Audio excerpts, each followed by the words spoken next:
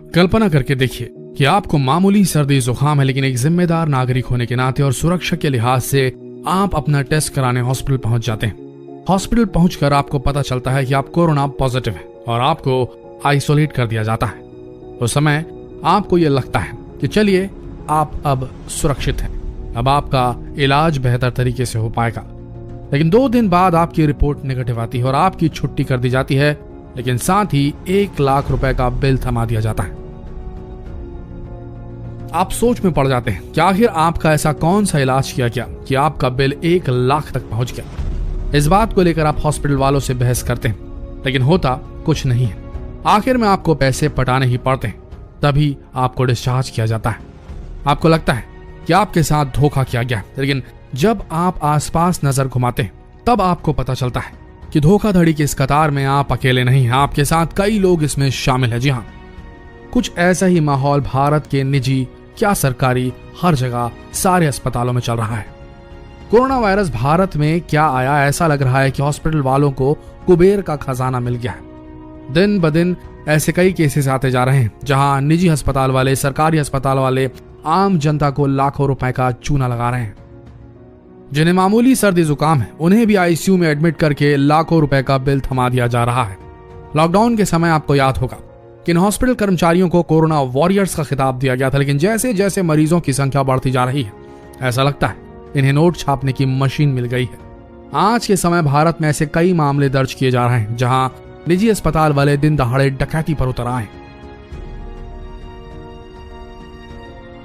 आज इस वीडियो में हम अस्पतालों से जुड़े गोरख धंधे के ऐसे कई मामलों पर प्रकाश डालेंगे, तो बने रहिए हमारे साथ इस वीडियो के अंत तक।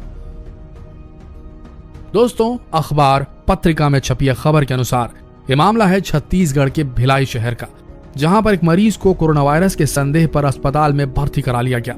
अस्पताल में भर्ती होने के बाद उसे आईसीयू में शिफ्ट कर दिया गया, लेकिन 2 दिन बाद जब मरीज के रिश्तेदारों को बिल थमा गया तो उनके होश उड़ गए। बिल पूरे 50,000 का था, जिसमें 2 दिन का आईसीयू चार्ज 20,000 था। साथ ही 20,000 की दवाइयां मंगाई गई थी, वह भी हॉस्पिटल के मेडिकल स्टोर से, और इसी के साथ मरीज के ऐसे कई जांच करवाए गए जिनकी आवश्यकता भी नहीं थी।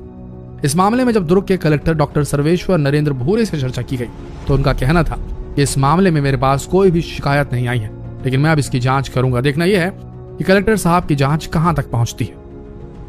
जागरण में छपी खबर के अनुसार यह मामला है लखनऊ का।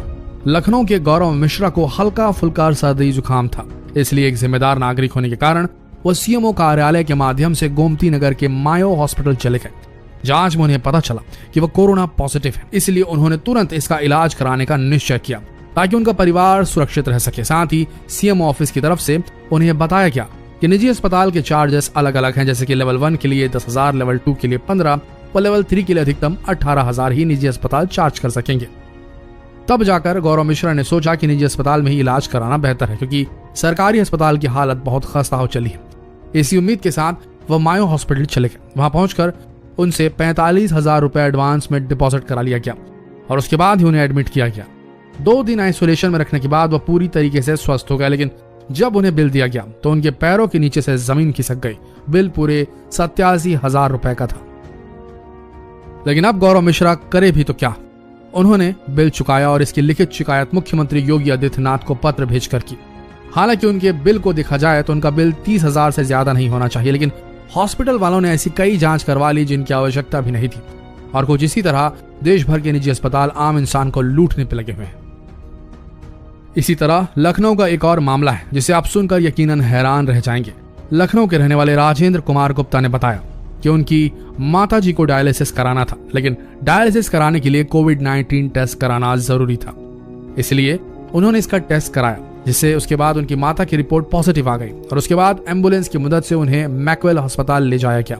जब वो अस्पताल पहुंचे तो उन्हें पता चला कि यह कोई अस्पताल नहीं बल्कि एक होटल को अस्पताल में तब्दील किया गया है।